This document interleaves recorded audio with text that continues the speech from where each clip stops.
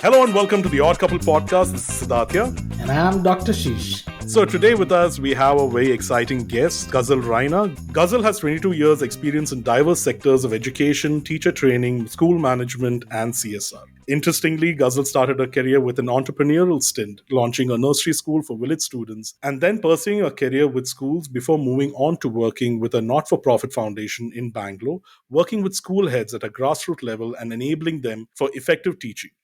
Gazal then moved to the corporate world, supporting various corporations in their CSR activities. In her current professional avatar, Gazal leads a CSR for a major automobile company in Chennai. In her personal life, Gazal champions the cause of co parenting in families going through divorce and separation. She has started two support groups, the latest one being Milaap, a group that helps non custodial parents and promotes advocacy for co parenting. Welcome to the show, Gazal Raina, or can I just call you Gazal? Yes, thank you so much for having me on the show. And yes, you can call me Ghazal. Really wonderful to be here speaking to both of you. Wow, thank you, Gazal, for coming on the show again. So it's an amazing cause that you're leading with your organization. And I must say that it's not so well known to people outside who's not dealing with something like this. So if you could throw a little bit more light on what really is parental alienation. Okay, yes, you're right. The whole concept of support groups is very new and I would say very alien, especially in India. Because when you go through a life experience like divorce or separation, the first instinct is to actually not talk about it and hide it. So a lot of people try to deal with this either singularly on their own or probably share it with their families, but actually seeking support for it, whether it is in the form of other people who would be going through a similar journey or even taking professional advice through a counselor, is something a very few people actually opt for. So you wouldn't have heard of support groups and not many people join it, but they could become a very powerful tool in helping people navigate through this life changing experience, what I say, is of divorce and separation. Coming to your second question, parental alienation, which is one of the cause that Milaap strongly advocates against, is basically a phenomena where one of the parent is completely cut off from the life of the child, especially during or after separation or divorce in a family.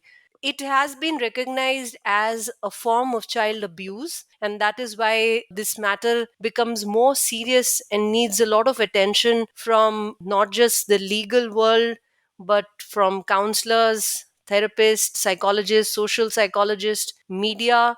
I think groups like you who are actually talking about it, because through this parental alienation that a child is exposed to, you could say it is actually a willful erosion of the memory of one of the parent from the child's life. And I think all of us know that the foundation and the root for our life and our personalities begin from our childhood. When you say alienation, is it a parent trying to just alienate the child from another parent only for the cause of divorce? So it's coming from a place of spite? Or I'm sure there are various other circumstances which might lead to alienation, right? So if you could throw light on that aspect of it, that would be great. Yes.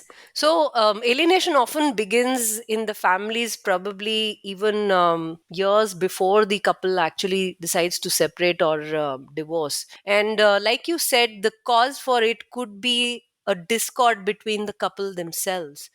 Unfortunately, children who are a life that the couple creates together also become collateral damage in trying to sort out their own relationship with each other. So it what starts off as a way to take revenge or get even with the other couple or other parent, sorry, is when one parent actually tries to brainwash the child into believing that the other parent is, one, not necessary, two, is not contributing in any way to their welfare or well-being or even financially supporting them, three, is actually damaging to the child.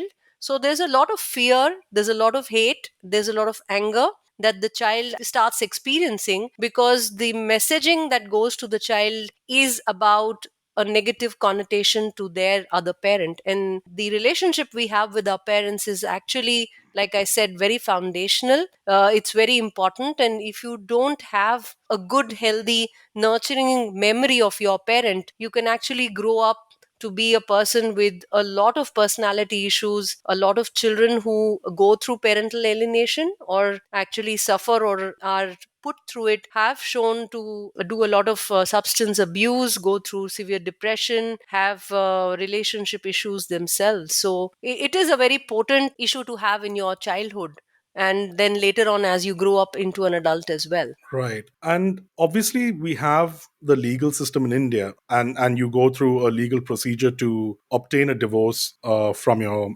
spouse or ex or what, however you want to call it. But doesn't the legal system of India grant custody of the child by default to the mother? Or that's at least my ignorant understanding of the law. Could you explain a little more on what the legalities are, and how does this parental alienation post the legal, whatever the court has observed, how does it pan out after that, and does the courts interfere in that sense? Well, that's a very interesting and a very complex and a complicated question. One, because I think when the legal system gets involved, there are a lot of dynamics to it, right? The courts do uphold the best interest of the child, right? This is a term which often courts and legal professionals bring up out of court and within court, right? Which says that whatever is meant to for the best interest, which is emotionally, socially, culturally, and mentally of the child, and physically, of course, that is the safety of the child, is what needs to be upheld. Traditionally, legally, the traditional view is that wherever the child will get more nurturing, physical safety, and personal looking after is where the child needs to be, and that happens to be the mother, as far as children of a certain age are concerned, and the mother, that's why, becomes the natural custodian of the child. However, I think the dynamics are changing very fast, and I think while it is true that the role of a father in a child's life in any family is undergoing a major shift, and so it is in a family which, say, faces separation and divorce. At the same time, the courts are also relooking at the fact that when we say best interests of the child, what is going to be the role of the father? How is it that the father is going to spend time with the child? I would say, let's call it custodial and non custodial parent here. In a lot of cases, there are non custodial mothers as well. I was a non custodial mother. How does the child actually get to enjoy and spend time with both the parents, especially the non custodial parents? Now, I come to the unfortunate part, which is that the Guardians and the GWA Act is something that has remained untouched for many, many years, probably a few decades, whereas a lot of laws related to matrimony, divorce have undergone changes. What does that mean? It means that there still are not enough laws to protect a non custodial parent. And I'm not here calling out a certain gender, although there is a lot of statistics to prove that a lot of fathers are those who are going through parental alienation, are those who go through complete disconnect from their children. But there are a lot of mothers also who go through it. I'll probably talk about it a little later. But the fact is that there is no law for shared parenting. And it's very interesting that what the other parent gets, the non custodial parent, is a visitation. And a visitation is similar to what someone serving a jail term would get. So, statistics also show that an average non custodial parents probably gets to spend less than 10 hours in a month, even though they do have a court order to spend time with their child. So it's called Santa Claus parenting. So there are a lot of foundations who are doing enormous work in this direction. They say that the parent just comes in or can only come in with a few gifts, like Santa Claus, once or twice a month, and then go away. So unfortunately, the laws can't enforce shared parenting. They can only advocate, they can only counsel, they can only request parents to look at shared parenting as a very important aspect of the child custody, whether the child custody has been granted or it is still underway. However, the reality is very different than what the textbook says, right? And they say more than 1.5 lakh children per year undergo parental alienation, which is a complete disconnect from the other parent. So that is where we are in terms of our legal scenario. However, I always say that legal recourse is the best course for people to go to get justice. And that's what people, I'm hoping, are also looking at. Sure. I just have a question over here. I mean, those numbers that you just threw at us is like, it's just huge. It's kind of sad to hear that, and it's even sadder to hear the term Santa Claus used in such a depressing way. But doesn't child have an option to choose who they want to be with? Isn't that an angle? And is that why the influences that we talked about earlier that leads to this particular situation? Well, the child has a very interesting role in this, when the child is actually the spotlight of this entire, coming together of the parents. A lot of times, children have a different take on spending time with their parents. If you look at the entire psychology of a child who is experiencing their parents' divorce, what is the number one thing that children say? They say that we still want our parents to be together, right? It's very heart wrenching to hear that from a child whose parents have decided to go for a separation. But at the same time, the child also experiences a lot of trauma, a lot of fear, anxiety, insecurity, feelings of abandonment. Who's going to take care of me? The first thing is the question that comes to a child's mind. And depending on what kind of space the parent with whom they are actually co-living is giving them, they may end up not voicing what they really want deep down, right? Interestingly, child psychology, especially with alienation, says that the child actually is in a survival mode, right? In a survival mode, you won't fight the predator, you won't fight the environment, you will actually blend in. So the child ends up just trying to placate the parent with whom they are living. And if that parent says that you're not going to spend time, or subconsciously they know they will get angry if the child is, let's say, happy to spend time with the other parent, they will create a false sense of anger towards the other parent and tell them that I am not interested in spending time with you, just to please the other parent. This is one side of the psychology, and this actually is very traumatic for the other parent who hears the continuous message saying I'm not wanted in my child's life. However, I think when children grow up to a age where they can take a call on their own, a lot of them, number one, choose to keep contact with their parents despite now the other parent not being happy, because they are individuals and adults themselves. Some of them actually willingly choose to alienate completely despite now being independent and under no sort of emotional bondage from the other parent, because the number of years that they've experienced alienation has actually damaged their relationship with that parent so greatly that reversal is not possible. And that's a sad reality for a lot of parents who are hoping that my child probably becomes an adult at 20, 25 and will come back. But there is hope. A lot of parents do see their children coming back as well. Those who realize that alienation is something which is, like I often say, holding a burning coal in your hand and hoping that the other person will die.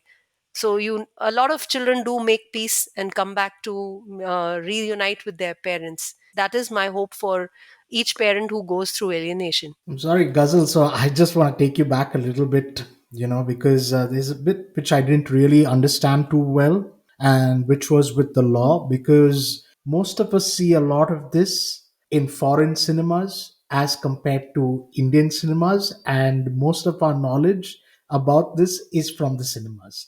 When you actually look at it, abroad they keep using the term co-parenting, and after divorce most of the time is split between parents, like the one parent keeps it over the weekend, the other keeps it during the weekdays. You spend Easter with somebody, you spend Thanksgiving with the other. But you said that there is no real law in India for co-parenting. Is that my understanding? Is it right? Yeah, there is no law, or there is still no provision within law to actually enforce shared parenting. The law strongly advocates that parents co-parent.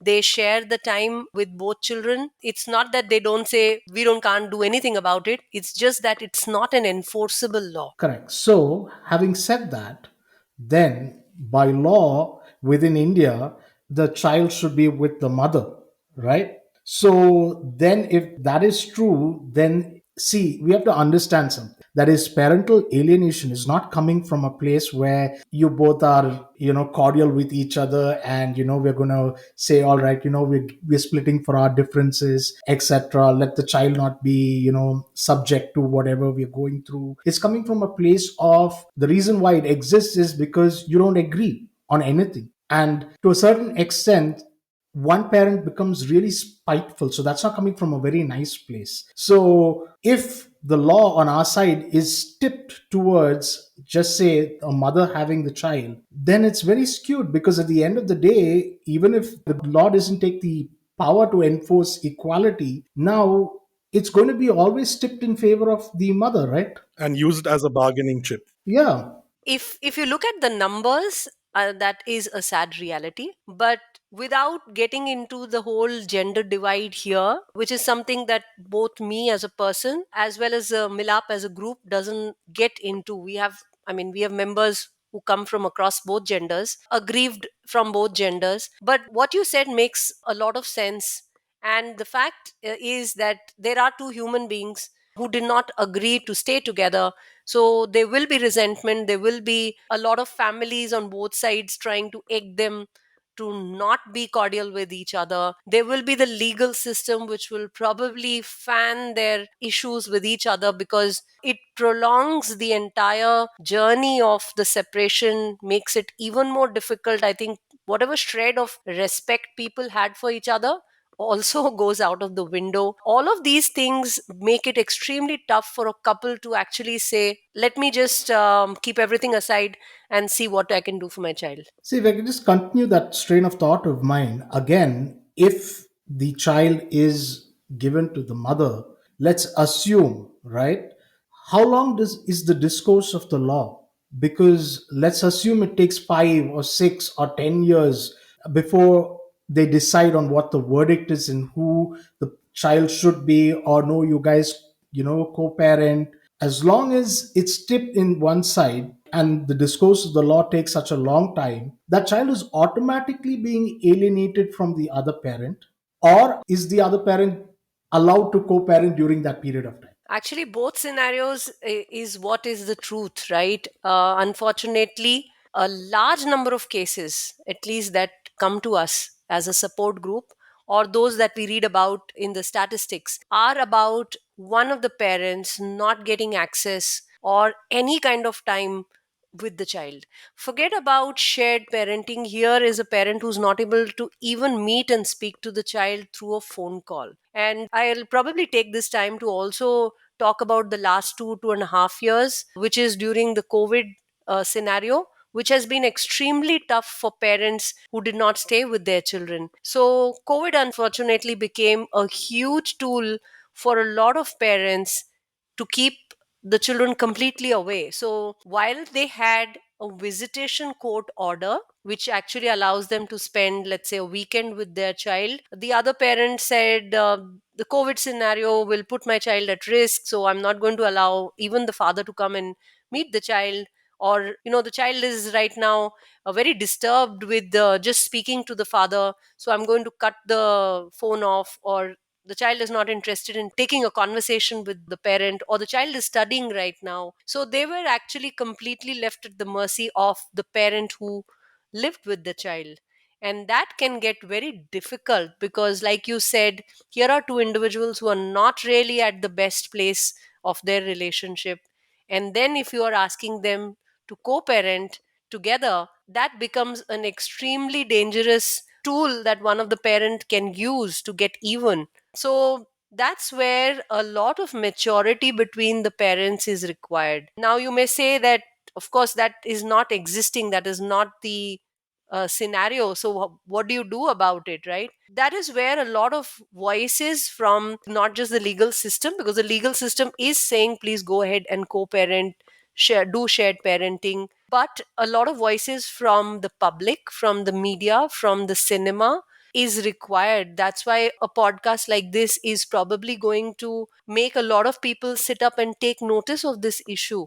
Like they say that this is a home matter, right? Ye to ghar ka mamla hai, and why should I get involved with something is happening at home? I often advocate saying that this is no longer something that you should say, I can't get involved with. When you see a family or a family who's separated saying that one of the parent is absolutely missing from their life, then I think you deserve to question this, because this is about the future of our generation, right? We are doing so much to nurture our children on so many fronts, but we are not really paying heed to this aspect that one parent is completely missing from their life. Absolutely. Before we delve deeper into the issues that we have been speaking so far, we'll take a quick break and be right back. Is your diet killing you? Are stem cells the future? Am I just one medical bill away from bankruptcy? Demystify these questions and more with Dr. Viroshini and Dr. Ashish as they navigate the frontiers of medical science while breaking the barriers between the patient and the medical fraternity. Tune into Beyond the Diagnosis, not your typical medical podcast. Every fortnight on your favorite podcast network. A Pandemia Inc. production.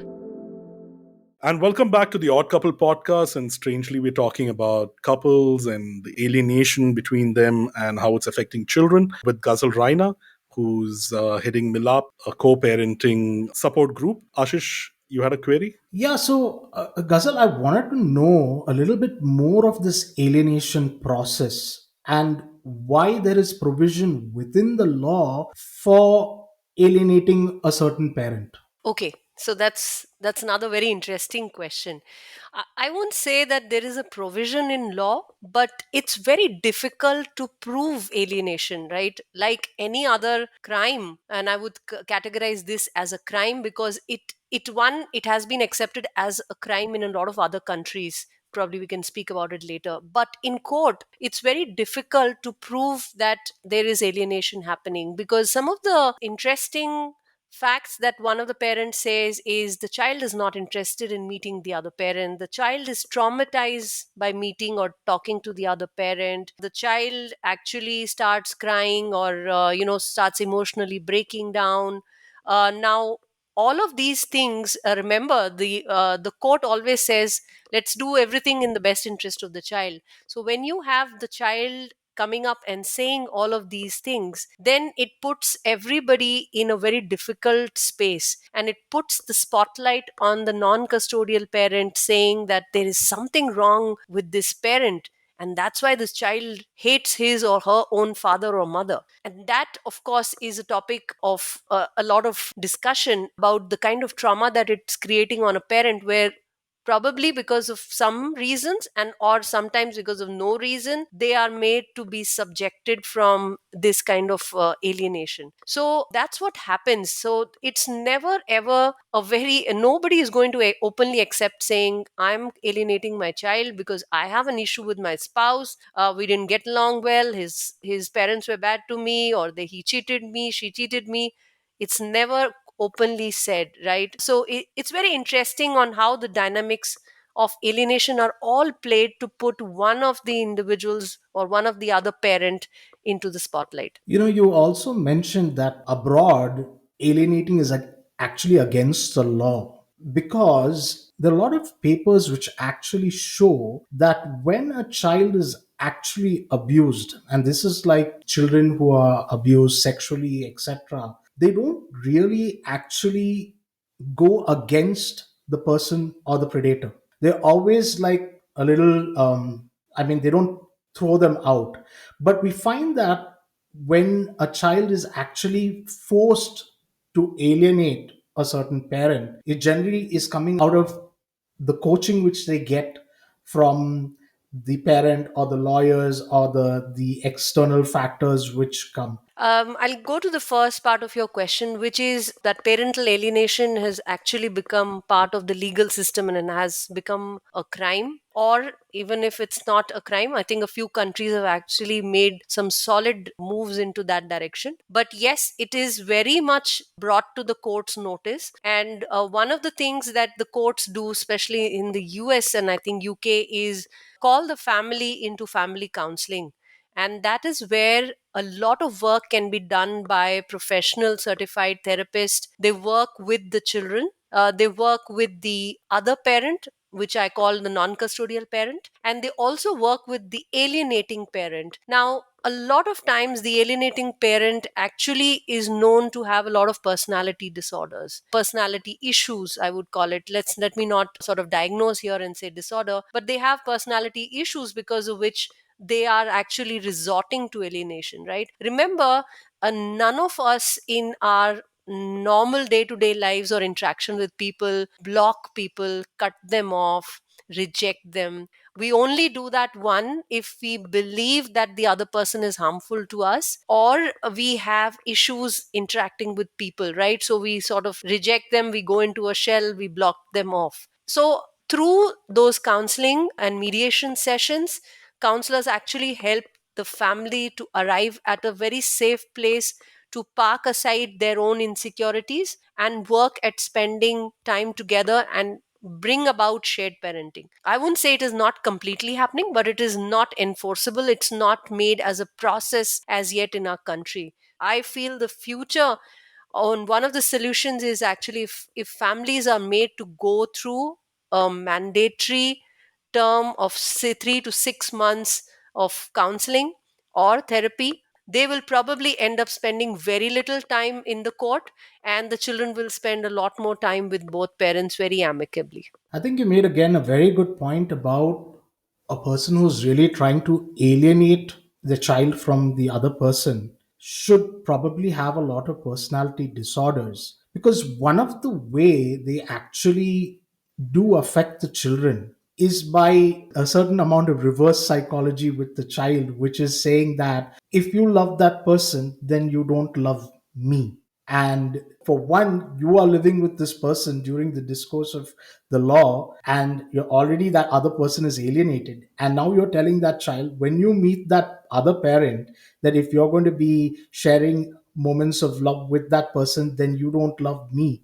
And so this starts to build on the child, because already they're not getting the love of one parent. And now when you're going to start showing love to them, then you're saying that, oh, now I won't love you also. So there are a lot of studies within this, and that is why the Western world is trying to move towards a system of avoiding alienation in their thing. Yes, absolutely. And this is a reality for a lot of children. Let me take you back to probably movies or maybe even our life in families which don't go through separation and divorce. This is a reality. What do we ask children when they are young? Whom do you love more, mommy or daddy? Why do we ask children to take sides? Why do we force them to look at one parent being more important than the other? Right? These are the seeds of alienation. So there will always be points of discord in parenting, right? Parenting is never a smooth journey. Unfortunately, there is no course that anybody goes through in parenting.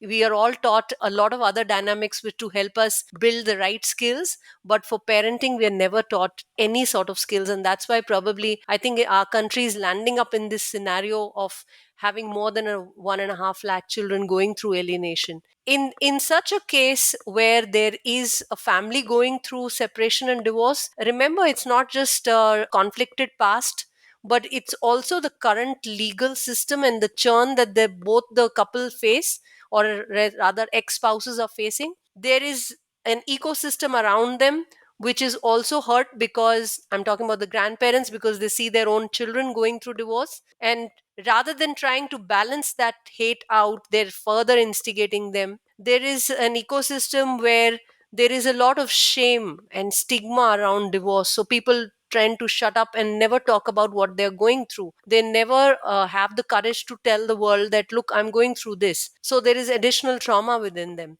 And then, of course, there is cinema, and then there is media, which adds a lot of pressure on them, saying that if you're a single parent, then there's something wrong with you. Actually, I'm completely against the term single parent for families where both the parents are around, were alive. So technically, there's nobody as a single parent, but it's become such a cool tag to use for a lot of parents that it's really sad that they believe that they are the only parent. So there has to be a shift in the way we look at separation and divorce. It's an unfortunate incident to happen. It's also a power that a lot of couples are experiencing when they are making a choice in the current day. But they need to understand that they cannot extend the trauma for the rest of the life for the child. And that's where you see a glaring difference between what the West is experiencing. One is, I think, there are enforceable laws. There is a lot of awareness psychologically, and there was a lot of awareness on mental health. There is a lot less stigma on going for counseling and therapy, especially when you go for divorce and separation. There is a lot less family, extended family support to anybody. So people know that the father or the mother is what the support I get, even when they become ex partners. And of course, there is a lot faster moving on. So you see a lot of examples of blended families. You have a mother who's got two children from her first marriage. She's got three children coming from her current husband's ex partner, and everybody's living as a happy family. Well, it is tough, but it is happening. How many such scenarios do you see in India? I've probably can count them on one single hand of people I know who are living very happy blended families. There's a lot of pressure that we've built on, and there's a lot of mindset moves and shift we need to make as a culture. That's unfortunately where we are. But then the fact that we are talking about this on a podcast and we're spending more than an hour talking about it, I see that as a huge positive move. So, Ghazal, I mean, you threw a lot of light about this stuff, and I can tell you, like, personally, from my side or from Siddharth's side, Sid can correct me if I'm wrong, but most of who we know, who have gone through this type of situations, it's generally they're co-parenting and they're doing all that they can for the child to feel that they are loved. So for me it was a complete eye opener, with what you're saying, because it's like the opposite side, and most of the people who are listening to this probably also this is new to them. Do you always see this kind of scenarios, or is there hope? Yeah, I would say there are examples of parents who can co parent beautifully. They are few, they are rare, but they are there, right? Let me give you an example of a case that I saw at a lawyer's chamber myself while I was waiting to go in. And I see this couple laughing and cracking jokes and backslapping each other. They were talking about going on a trip, the one of the parents. And when I go in, the lawyer actually says that this is a couple who's due to sign their divorce papers. I was shocked because I had not seen anybody being on such cordial terms. And I also found out that couple had made an arrangement in which the father was living in the same apartment, had brought in his parents, they were living in another apartment, and so did the wife's parents. So basically, they made sure that the children can walk in from one door to another and just enjoy all of the relationships that are there intact. Now, that's a fabulous real life scenario I've seen. And I can tell you that it takes a lot of maturity, wisdom to co parent amicably. And that's, if you see somebody doing that, please pat their backs because it isn't easy to do that. Yeah, that's an amazing story, Ghazal, because most parents who do co-parent always do find it difficult because they always feel like, oh, maybe the other person can do a little bit more, or are they doing enough? But if they are providing this type of environment, however difficult it is, because it's a lot of extra work to move out, to bring your parents and bring these people in, but when you're making that effort, you are making a true difference in your child's life. So, Ghazal, I have one more question for you. Now, obviously, the divorce rates are going up compared to what it was earlier when we were kids. And now we have a compounded issue of parental alienation, which we've spoken at length with, as well as how it's affecting the kids and having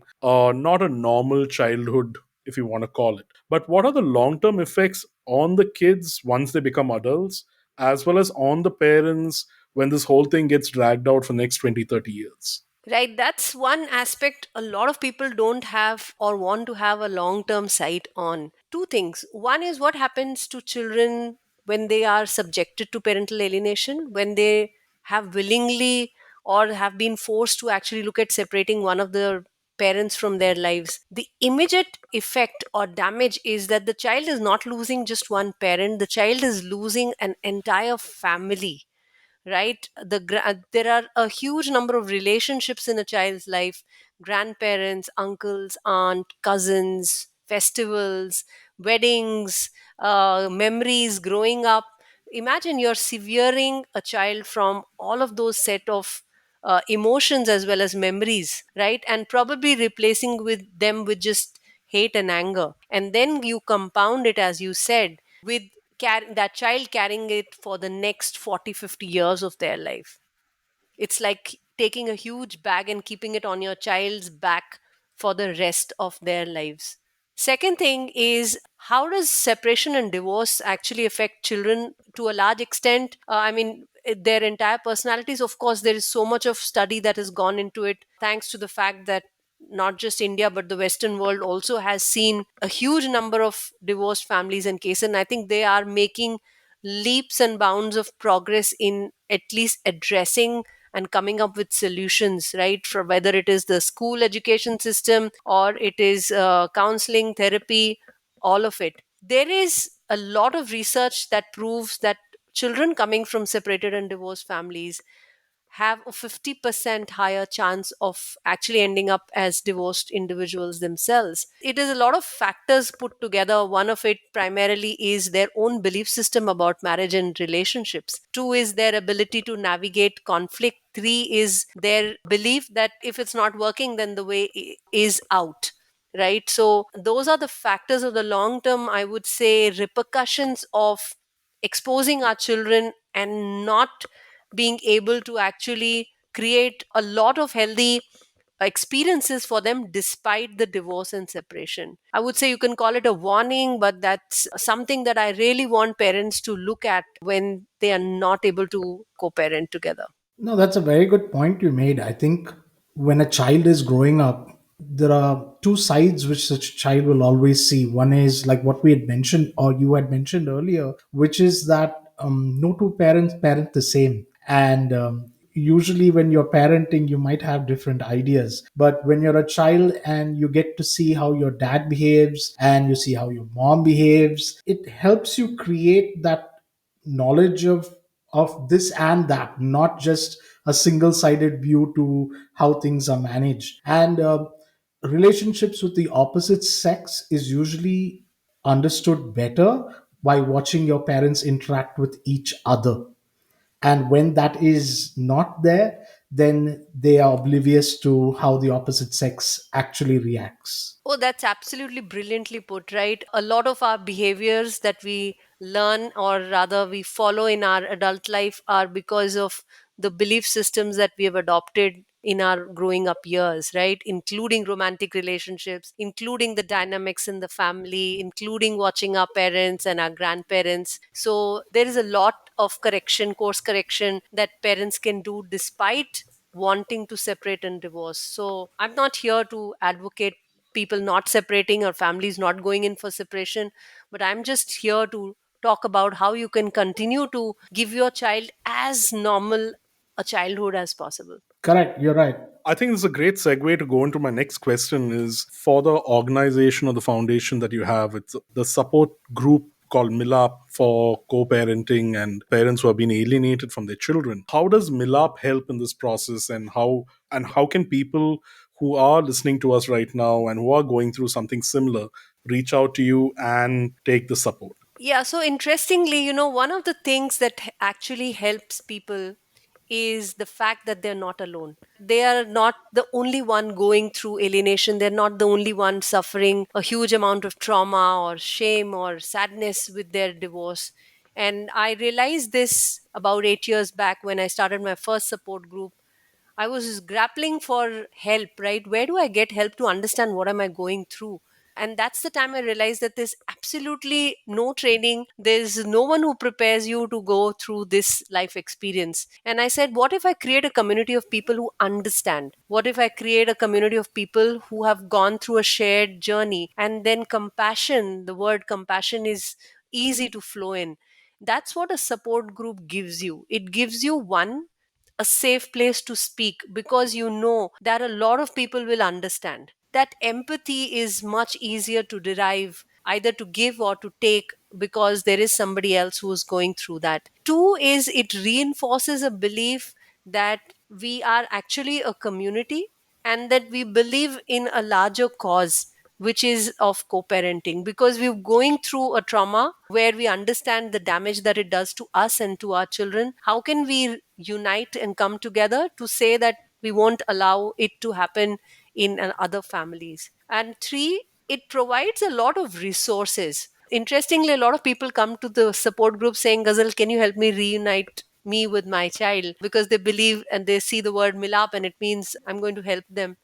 What I say is, I can only help you to help yourself. A support group is a place where you can find the resource to deal with that battle, to deal with that journey, and to find the strength and the resilience to deal with what you're going through in life. That's what a support group gives you.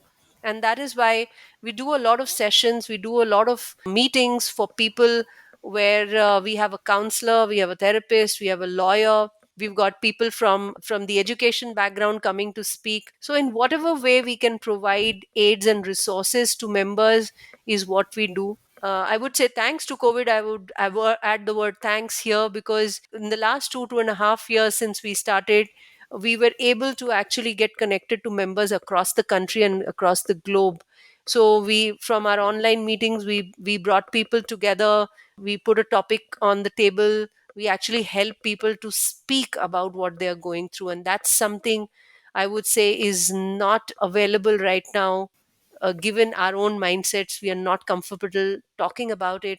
So Milaf basically is a family. It's like a really safe platform for people to speak. Thank you so much, Ghazal, because both Ashish and I came from a point of absolute ignorance on the subject, but we thought it's really important to talk about it, and you absolutely opened our eyes to what the reality is and understanding it a little better. And I would sincerely encourage anybody who are listening to us today and listening to Ghazal to reach out to Milaap. Let me iterate, Milaap is not the crowdfunding platform that we are familiar with or you might see ads about, but they're a support group. Their Facebook as well as Instagram and email ID will be in there in the show notes for you to reach out, and if you need any help at all. Thank you so much, Gazal Raina, for joining us on the Odd Couple podcast, and we hope to chat with you again in the future for a separate episode. Thank you so much for giving space to this cause, for talking about some questions which are very uncomfortable, very difficult.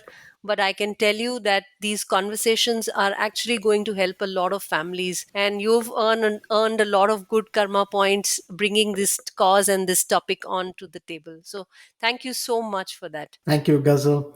Thank you all for listening to the Odd Couple podcast. I'd like to remind you all that, this is season 3, and I'd like you all to come and share your stories with us on a slightly different note. This show was brought to us by one of our listeners who was going through such a struggle and asked us if we could throw some light on it and put us across with you, Ghazal. So it's eye opening. This is not something which we think about in our normal life, or do we think that exists out there. But to know that there's so much of, a lack of law to really understand and to deliver proper justice to this, this problem. It says that we have a long way to go, but it's starting with you and what your organization is doing. So thank you so much, Ghazal. Thank you, audience, for listening to us. Please do subscribe and add your notes at the bottom. Absolutely. And on the last thing, we have a new podcast which is just released, which is called Beyond the Diagnosis, which we shall share links in the bottom also. So do check it out, where Dr. Ashish and Dr. Viroshni explores the cutting edge of medical science. And it's very interesting topics that they talk about there. So do check it out. So until the next time, keep tuning to the Odd Couple podcast. This is Siddharth.